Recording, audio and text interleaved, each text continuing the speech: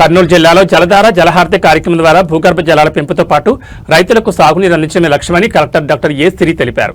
ఓర్వకల్ మండలం సోమయాజులపల్లి గ్రామంలోని చెరువులో చేపట్టిన పూడితీత పనులను ఆమె పరిశీలించారు. జిల్లా వ్యాప్తంగా ఈ కార్యక్రమం కింద 4100 పనులను గుర్తించగా 2100 పనులకు మంజూరు లభించిందని, ఇప్పటికే 1100 పనులు గ్రౌండింగ్ దశకు చేరుకున్నాయని కలెక్టర్ తెలిపారు.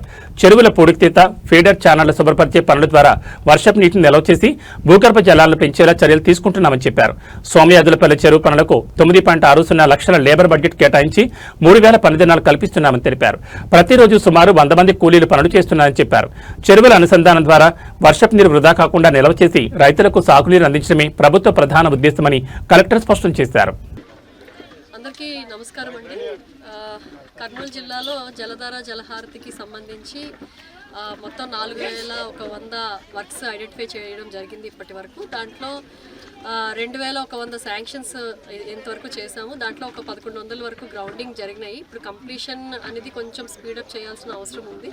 సో చాలా వరకు ఈ జలధార జలహారతి వర్క్స్ అన్నీ కూడా గ్రౌండ్ వాటర్ రీఛార్జ్ చేయడానికి ముఖ్యంగా ఎయిమ్ చేస్తూ ఈ ప్రోగ్రామ్ కండక్ట్ చేయడం జరుగుతుంది. ఇప్పుడు ఇక్కడ చూసుకుంటే ఓర్వకల్ మండల్ సోమయాజులపల్లి విలేజ్కి రావడం జరిగింది. ఇక్కడ సోమయాజులపల్లి చెరువు ఉంది.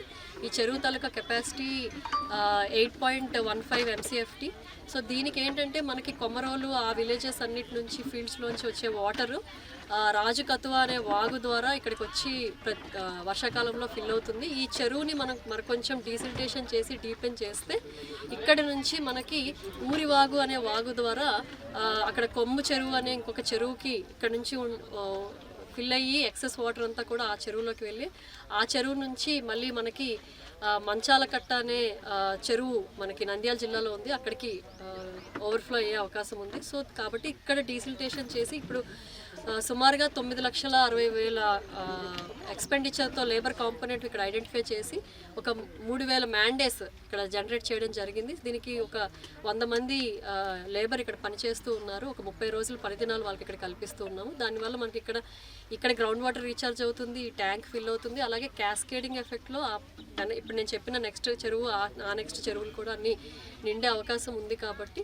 మెయిన్గా లేబర్ అందరూ కూడా పొద్దున్నే, ఎందుకంటే ఎండాకాలం కాబట్టి పొద్దున్నే 6 గంటలకే వచ్చి పని చేసుకొని 10 గంటలకల్లా ముగించుకొని వెళ్ళాలని చెప్పి రిక్వెస్ట్ చేస్తున్నాము. ఈ ప్రోగ్రామ్ అంతా కూడా చాలా సక్సెస్ అవ్వాలని చెప్పి అనుకుంటూ ఉన్నాము. మెయిన్గా ఏంటంటే సిఎస్ఆర్ కింద అంటే కొన్ని దగ్గరలో మాకు జేసీబీ పెట్టి చేయాల్సిన పనులు కొన్ని ఉన్నాయి.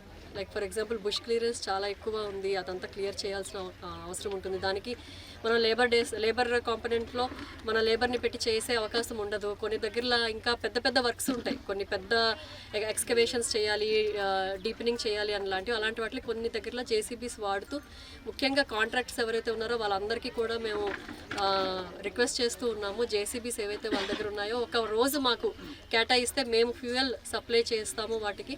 ఆ ఒక్క రోజు మాకు ఆ జేసీబీ ఇస్తే మేము అలాంటి పనులు కూడా చేసి ముఖ్యంగా ఈ చెరువులు ఏవైతే ఉన్నాయో ఇందాక డ్వామపీడి గారు కూడా చెప్పారు, లెస్ దెన్ 50% ఏవైతే నిండుతున్నాయో వర్షాకాలంలో వాటి మీద కాన్సన్ట్రేట్ చేస్తూ వాటికి ఫీడర్ ఛానల్స్ ఏవైతే ఉన్నాయో ఆ ట్యాంక్ నిండడానికి ఆ ఫీడర్ ఛానల్స్ డీసిల్టేషన్ చేస్తూ పుష్ క్లియరెన్స్ చేస్తూ ముఖ్యంగా అన్ని చెరువులు కూడా నిండేటట్టు చూసుకొని అల్టిమేట్గా ప్రతి ఎకరాకి మనం వాటర్ ఇచ్చేటట్టు చేయాలని చెప్పి ముఖ్యంగా దీని ఉద్దేశం. సో దీంట్లో ఈ కార్యక్రమంలో సహకరించిన అందరికీ కూడా ధన్యవాదాలు.